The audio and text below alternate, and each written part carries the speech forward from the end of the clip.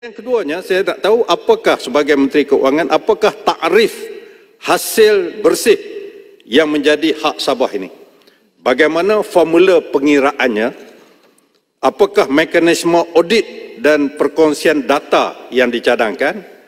Dan yang penting juga ialah bagaimanakah pelaksanaan penghakiman ini memberikan kesan keuangan kepada Kerajaan Persekutuan dan juga hubungan keuangan antara persekutuan dengan negeri-negeri. Kesan daripada pelaksanaan ini. Terima kasih. Baik, terima kasih Menteri, silakan. Terima kasih. Tan Sri. Maaf Tan Sri. Bangi, sekejap. Saya ada standing order.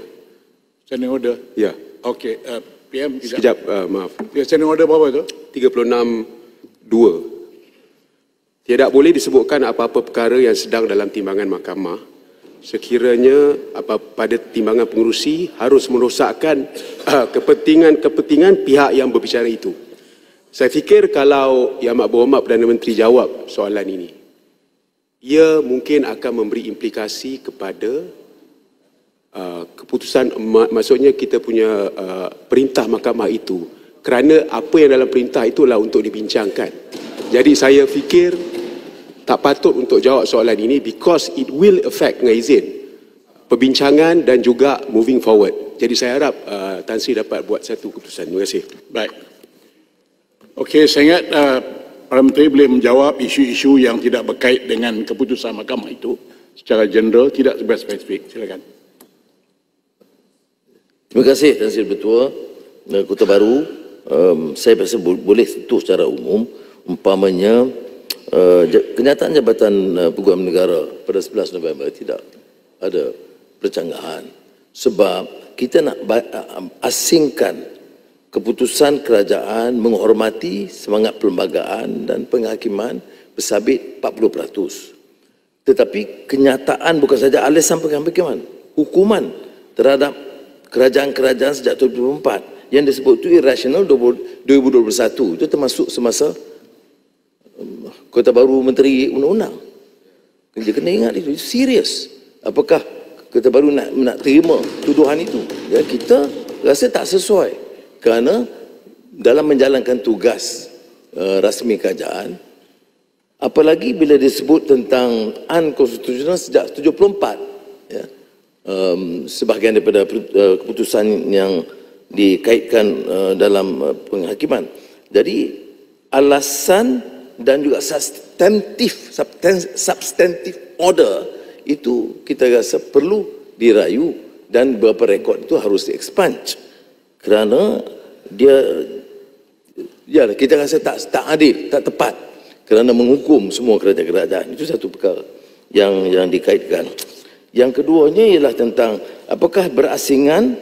Setakat ini kalau ikut tafsirannya katanya berasingan, tetapi dalam rangka belanjawan, ya, ada yang peruntukan tetap, jadual persekutuan negeri dan concurrent, dan tanggungjawab itu begitu. Tetapi yang kita lakukan ini banyak yang lebih daripada itu. Saya sebut tadi elektrik, saya sebut pen bonyo, saya sebut tentang saluran yang SKMM lakukan. Itu sudah, situ saja sudah 7-8 bilion ringgit. Jadi kalau memikirkan keperluan 40%, tentunya kita kena lihat belanjawan secara keseluruhannya. Jadi sebab itu rundingan itu penting. Jadi supaya kerajaan negeri dan kerajaan persekutuan terima ini bawah schedule negeri atau ini bawah tanggungjawab persekutuan.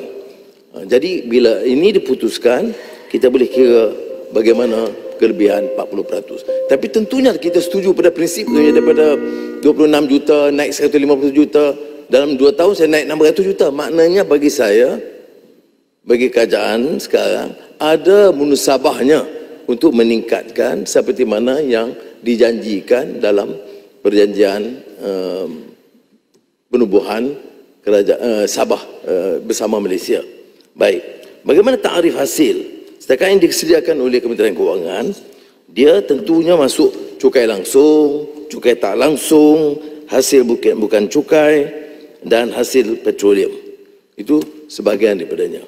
Ada orang anggap hasil petroleum 5% untuk negeri 95% berkaitan tak betul. Perkiraan itu tak tepat kerana ada pelaburannya, ada hutangnya, ada joint venture Petronasnya. Tapi kita terbuka untuk membuka maklumat untuk rundingan. Berapa cukai langsung? Umpamanya 2024, 58 bilion. Cukai tidak langsung 1.5. Itu semua dimasukkan.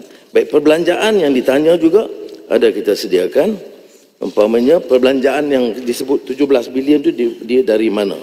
Ya, itu penambahan. Kerana 2021, kalau yang Muhammad ingat, 12 bilion yang diperuntukkan oleh Kerajaan Persekutuan kepada Sabah. 2025, 17.3 bilion, dan untuk 2026, 17.6 bilion ringgit, iaitu seperti mana saya jelaskan, yang tertinggi. Ini termasuk umpamanya mengurus agensi persekutuan, pembangunan, pemberian khas kepada negeri, dan tambahan seperti mana yang saya senaraikan sebentar tadi, itu 17.5 bilion. Jadi apakah tarif hasil bersih itu masih dalam perundingan, ya? Tapi saya setuju dengan pandangan Sabah bahawa 40% itu mesti daripada hasil. Jadi ini tak diambil kira tentang tanggungjawab langsung kerajaan. Tapi saya nak bezakan, ya, tanggungjawab tu boleh jadi 10, boleh jadi 14, terpulang kepada semangat rundingan di antara negeri dan persekutuan, cara baik dan semangat muafakat. Baik, seterusnya